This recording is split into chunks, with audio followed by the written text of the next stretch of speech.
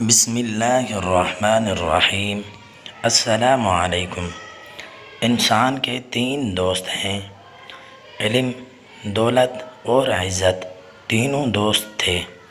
ایک مرتبہ ان کے بچھڑنے کا وقت آ گیا۔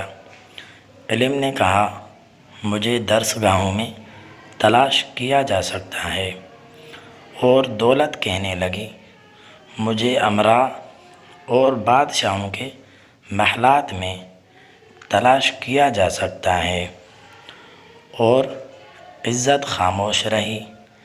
علم اور دولت نے عزت سے اس کی خاموشی کی وجہ پوچھی، تو عزت نے ٹھنڈی آہ بھرتے ہوئے کہنے لگی کہ جب میں کسی سے بچھڑ جاتی ہوں تو میں اس کو دوبارہ نہیں ملتی۔